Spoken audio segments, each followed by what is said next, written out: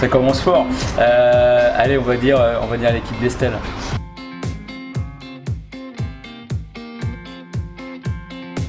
Bah, Ro, évidemment.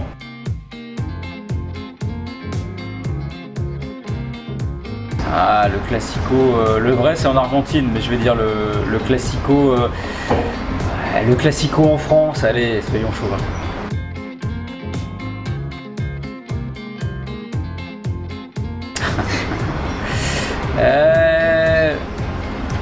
Ah, c'est dur, c'est dur.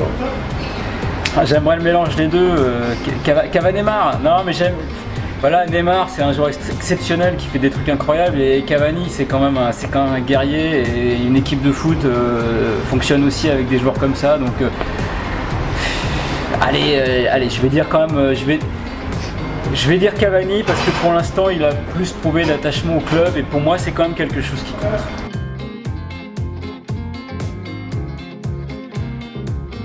Olivier Giroud, parce qu'on a trop tapé dessus et que malgré tout, quand même, ce gars-là, c'est comme du polystyrène, tu peux le foutre sous l'eau, mais il remonte à la surface à chaque fois. Et mine de rien, il répond présent en bleu, et c'est ce qu'on lui demande.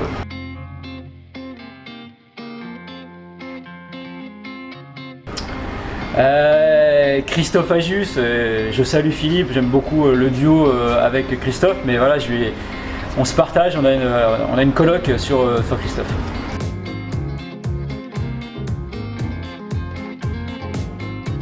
Ligue des Champions.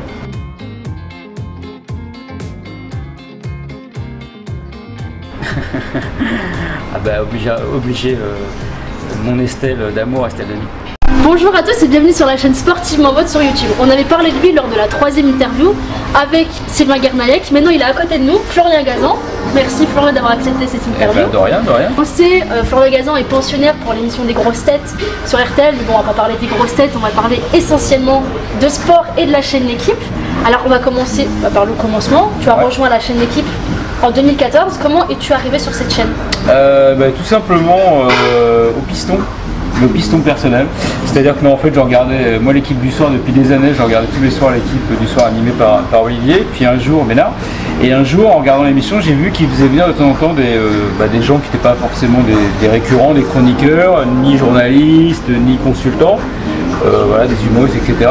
Et je leur ai mis un tweet le lendemain d'une émission, je crois que c'était avec Arnaud de sa mère d'ailleurs. Je leur ai mis un tweet en disant et moi quand est-ce que vous m'invitez, comme ça au flanc quoi. Et ils m'ont répondu, ils m'ont dit pourquoi pas.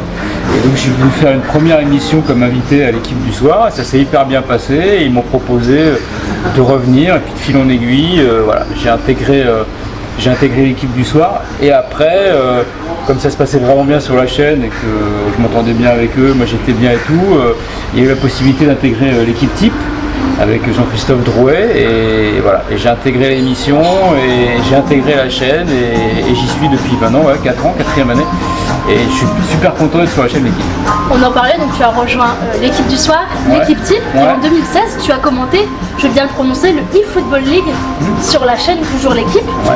Est-ce que tu penses aujourd'hui que ce domaine peut devenir aussi populaire que le football? Le e-sport, je pense que le e-sport est déjà extrêmement populaire. Après, extrêmement populaire à la télévision, je sais pas, parce que pour moi c'est quand même quelque chose qui est très axé internet, YouTube, Twitch, voilà, c'est quelque chose qui est très digital, et je pense qu'aujourd'hui quand même la population qui majoritairement s'intéresse au e-sport, donc plutôt des 15-35 on va dire, c'est une population qui mange de moins en moins de télé et qui dévore de plus en plus d'internet.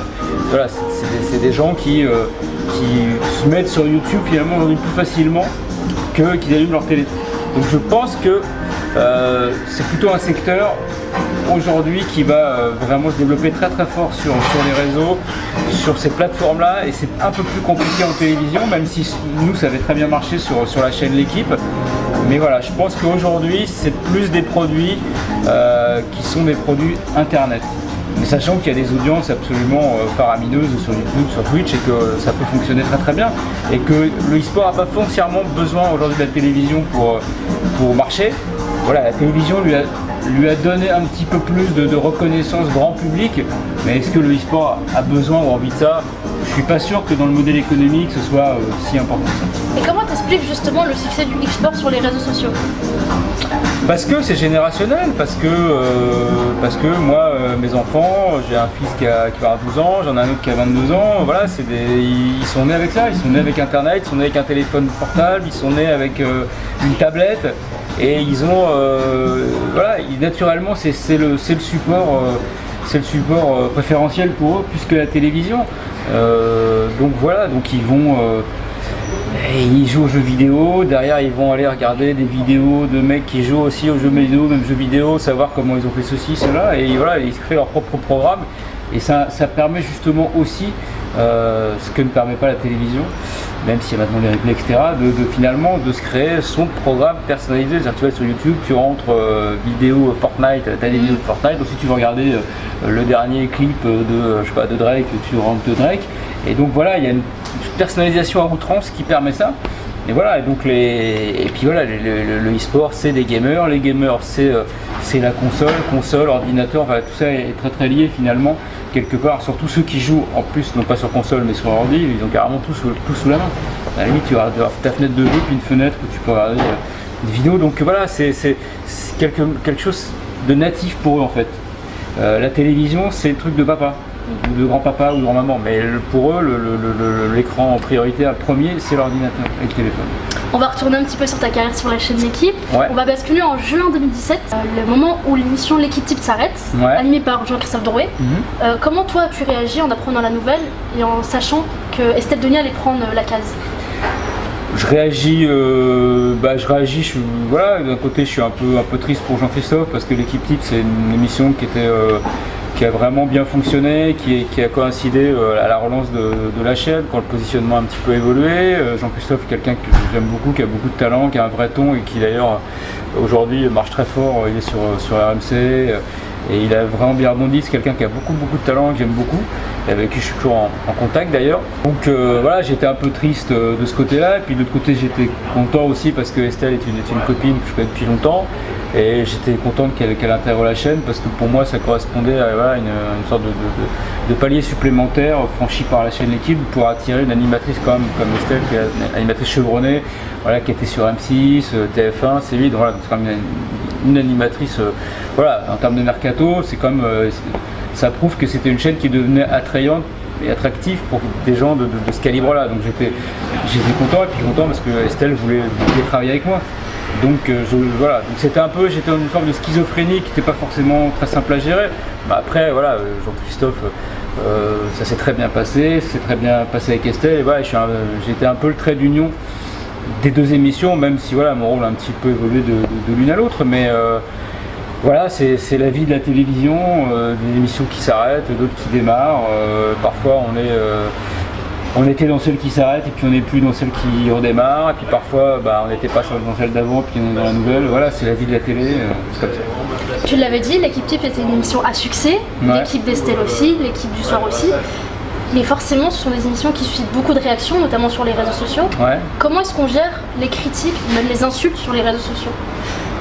Chacun les gère comme il veut. Après, il y a ceux qui ne répondent absolument pas, il y a ceux qui répondent parfois, il y a ceux qui répondent tout le temps. Moi, j'ai ma ligne de conduite personnelle, mais qui n'est pas forcément celle des autres. Moi, je supporte pas, c'est l'insulte. Voilà. Si on m'insulte, je bloque. Voilà. Je réponds pas. Après, les gens qui sont pas d'accord avec moi, ça m'intéresse. J'aime bien dialoguer, j'aime bien discuter. On est sur des émissions de débat, donc voilà, je débat en plateau avec des camarades, je peux débattre sur Twitter ou sur Facebook avec des téléspectateurs. Les réseaux sociaux permettent ça aussi. Après, on peut pas y passer sa vie, mais moi j'aime bien de temps en temps, quand c'est argumenté, j'aime plutôt l'idée de pouvoir discuter avec les gens. Tu vois, ils sont importants pour notre métier. Que si les gens ne regardent pas les émissions s'arrêtent. Et donc souvent les gens avec qui nous prennent à partie sur les réseaux sociaux sont des gens qui regardent les émissions, qui les ont regardées. Donc voilà, ça fait partie aussi du boulot maintenant un petit peu de discuter avec eux. Après, encore une fois, je le fais pas tout le temps, ça dépend. Je le fais surtout sur les matchs, sur les gros matchs, quand je live tweet, mais pas forcément. Et je le fais surtout quand j'ai envie. Il ne faut pas que ça devienne une obligation, c'est pas un métier, on n'est pas payé pour ça. Voilà, mais tant que c'est respectueux, tant que c'est pas insultant, voilà. Après, il est évident que de toute façon, c'est des sujets très sensibles, le foot. Le foot, la politique, de toute façon, voilà, si je mets un tweet pro-M tous les pro PSG, ils vont me défoncer. Si je mets un truc pro PSG, tous les pros vont me défoncer. Si je mets un truc pro Lyon, tout. Enfin voilà, bon. De toute façon, il y a toujours un moyen de se faire critiquer. Quoi qu'on fasse sur le foot, c'est des sujets extra sensibles, on va se faire tailler. Voilà, après, bon bah, faut pas plaire à tout le monde, et puis c'est pas très grave non plus, à partir du moment où, encore une fois, ça reste poli. Voilà, si on se fait chambrer, vanner, troller, ça me dérange pas. Je suis le premier à le faire dans les émissions, c'est mon taf, donc il faut accepter la critique. Mais il faut que ça reste dans un truc respectueux. On va parler de ton actualité sur la chaîne L'Équipe parce que depuis mars, tu commentes WWE Raw, show de catch américain en compagnie de Christophe Ajus. Est-ce que toi de base tu es fan de catch? Ouais, moi je suis fan de catch et puis je suis tout petit en fait, et bon, je suis un peu vieux maintenant, mais j'ai 50 ans cette année. Moi j'ai découvert le catch dans les années avant même les superstars sur le canal. Il y avait du catch à la fin des années 70-80 sur la 2, sur Antenne 2. Ouais, donc j'ai découvert le catch à cette époque-là, je me souviens, Zarak avec sa cagoule, le Petit Prince, voilà, c'était vraiment le catch à la française, dans des gymnases, mais c'était déjà marrant quoi, moi ça me faisait marrer. Côté spectaculaire, le côté, les confrontations, les rivalités, les tenues, bon voilà, un peu extravagantes, et puis ça me renvoyait, moi ouais, je suis né avec les Marvel, DC Comics, je suis un fan de super-héros, donc pour moi c'était des super-héros en vrai quoi. Les méchants, les gentils, donc ça me renvoyait tout cet univers coloré, surhumain, surhomme et tout, donc ça me faisait marrer. Après j'ai découvert comme beaucoup les superstars du catch sur Canal, alors, toute la génération, voilà, André le Géant, Hulk Hogan, Macho Man, Ultimate Warrior, etc., etc., etc. Et là j'ai vraiment kiffé parce que là j'ai découvert voilà, le catch à l'américaine, donc bah, tout énorme quoi, les stades remplis, les mecs en furie, et l'hyper professionnalisme de ces mecs là, le côté aussi dimension comme athlétique, sportive, parce que malgré tout, comme je le dis, c'est du spectacle mais c'est quand même aussi du sport, tout le monde ne peut pas le faire, loin de là. Et j'ai toujours aussi aimé cette dimension là, même si on sait que voilà, que c'est une histoire qu'on nous raconte, que voilà, que les choses sont écrites, préécrites, il y a quand même une dimension athlétique qui m'a toujours plu. Donc voilà, donc j'ai suivi le superstar du catch. Après j'ai un petit peu décroché, j'avoue, quand ça s'est arrêté. J'ai commencé à me réintéresser au catch et aux superstars quand justement il y a eu des vraiment gros superstars qui sont sortis du cadre purement du catch. Donc voilà, donc c'est quand il y a eu des gros personnages, des Stone Cold Steve Austin, des John Cena, The Rock, voilà, des gens qui aussi ont été faire du cinéma après, ça m'a réintéressé au truc et j'ai repiqué un peu. Mais je me suis vraiment remis à fond dedans, voilà, quand j'ai su qu'on avait l'opportunité d'avoir Raw sur la chaîne L'Équipe.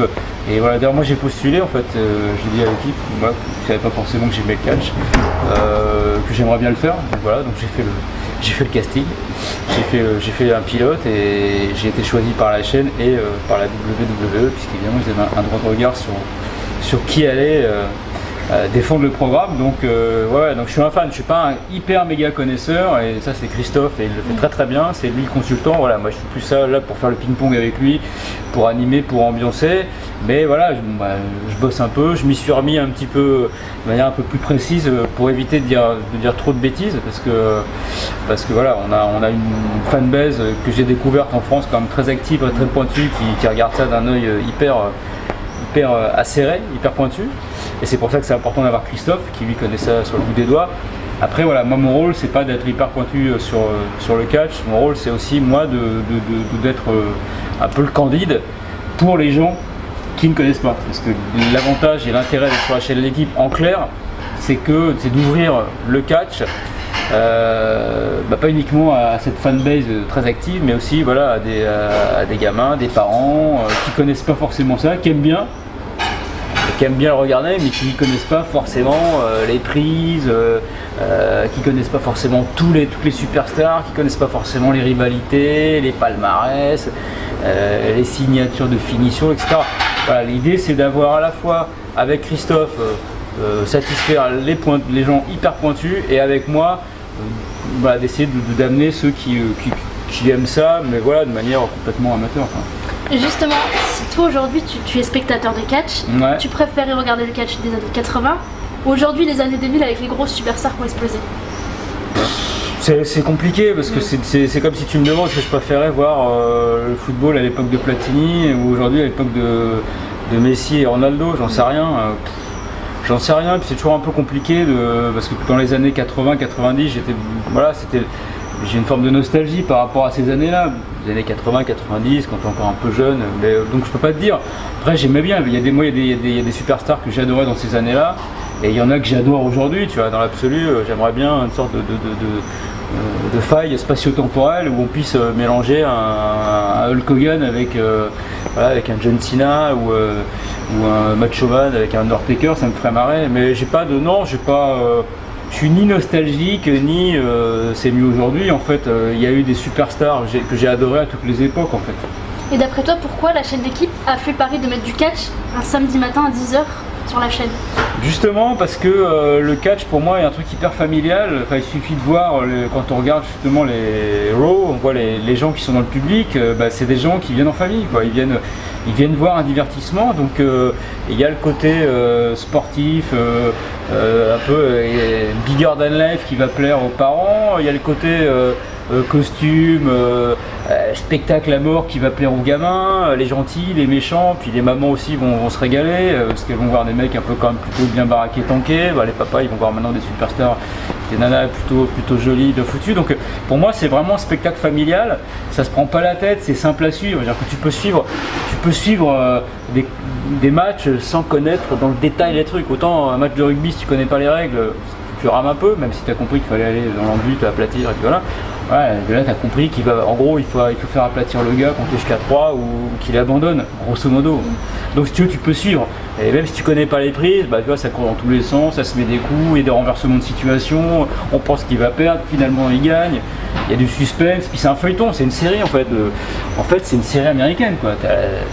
Saison 1, saison 2, saison 3, avec des retournements de situation, des alliances et des trahisons, voilà, c'est une série quoi. C'est 24 heures chrono toutes les semaines. Et est-ce qu'il y a un catcheur que tu préfères dans le roster de Raw justement, que tu apprécies? Ouais, moi j'aime bien Finn Balor parce que j'aime bien les... Braun Strowman me fait marrer, mais il y a ce côté un peu Hulk, n'est pas vert. Gros mastoc. J'aimais bien Bam Bam Bigelow dans les années 90, donc ça me rappelle ce genre de catcheur un peu comme ça. Mais j'aime bien Finn Balor parce qu'il est hyper spectaculaire, hyper aérien. Je sais pas, j'aime bien, il transmet un truc sympa ce mec là, toujours la banane, et j'aime bien les superstars comme ça qui partent dans tous les sens quoi, l'impression qu'ils sont montés sur ressort, j'aime bien ce genre de superstar. Mais bon après il y en a d'autres que j'aime bien, lui je l'aime bien plus pour ses qualités purement on va dire catch. Après il y en a que j'aime bien plus pour les personnages ou pour les personnalités qui me font marrer. Mais voilà, après c'est les goûts, les couleurs, mais c'est ça qui est bien aussi. C'est que comme dans le tennis des années 80, t'avais McEnroe, Borg, Connors, Villas, t'en avais pour tous les goûts en fait. Tu trouves toujours quelqu'un qui va te toucher d'une manière ou d'une autre quoi. Alors tu es chroniqueur sur la chaîne L'équipe, tu es commentateur. Ouais. Tu n'as pas envie d'un petit peu faire une animation d'émission par exemple ou... Je l'ai fait quand on faisait l'eFootball League, mais ouais, je sais pas, c'est pas une obsession, je l'ai fait dans ma carrière, des émissions. Moi j'aime, finalement sur Raw je suis un peu animateur, même si c'est un duo avec Christophe. Mais c'est pas le truc qui me branche le plus, moi intervenir comme chroniqueur, balancer des conneries ou animer le catch, ça me va très bien. Moi j'ai pas de velléité d'avoir mon émission. Ce truc là j'ai pu l'avoir, mon ego a été satisfait de ce point là et c'est plus ce que je recherche. À la rigueur je préfère laisser ça à Estelle ou à Laurent Roquier, RTL ou Grosse Tête, qui le font très bien, et moi être juste là arriver essayer d'ambiancer le truc quoi.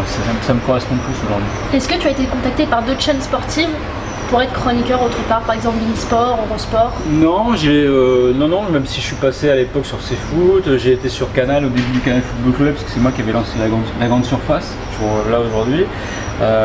Mais non, j'ai pas été contacté, mais j'ai pas cherché plus que ça à l'être, dans le sens où moi je suis très bien sur la chaîne L'équipe, et j'aime bien m'inscrire sur la durée sur les chaînes, j'aime pas trop bouger à droite à gauche.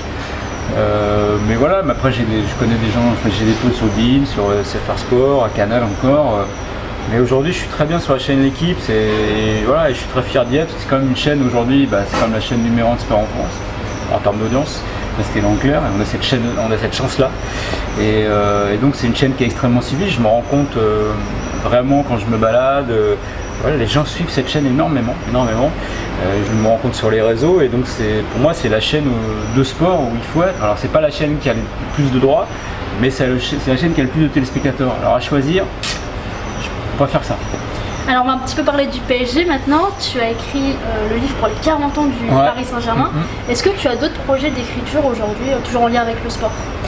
En lien avec le sport, non, mais je suis toujours en contact plus ou moins avec le PSG, parce que bon voilà, pas m'en cacher, c'est mon club de cœur parce que je suis né à Paris, parce que j'ai grandi en région parisienne et que voilà, et que même si la toute première équipe de foot que j'ai vue dans ma vie, ça devait être le Nîmes Olympique quand j'étais gamin en vacances, mais voilà, Paris, c'est le club que j'ai découvert, qui m'a vraiment fait aimer le foot. Voilà, quand j'ai déboulé à 8 ans avec mon club de foot de l'Essonne à un match un soir au Parc des Princes, et que je suis rentré dans ce parc, il faisait nuit, c'était éclairé, voilà, l'impression par une sorte d'illumination, et j'ai chopé le virus vraiment à fond du foot ce soir-là, et du PSG, voilà, qui est une équipe que j'ai suivie, voilà, Galeb, Souzik, et que j'ai jamais lâché. Mais bon voilà, c'est comme ça, mais après j'essaye quand même malgré tout de mettre mes goûts de côté quand je suis sur la chaîne L'Équipe. D'abord parce qu'on n'a pas à être partisan, et ensuite parce que je pense que qui aime bien châtie bien, et je pense que connaissant bien le club, je suis à même aussi de dire ce qui ne va pas, et il y a souvent des trucs qui ne vont pas dans ce club, parce que voilà, comme tous les grands clubs, il se passe toujours quelque chose, il y a toujours une actualité, et c'est le cas avec Marseille, c'est le cas avec Paris, et un degré moindre dans des places leurs supporters, avec des clubs comme Lyon, Monaco, qui sont des grands clubs, mais qui génèrent moins de passion et moins d'animosité que les deux grands qui sont Paris et Marseille.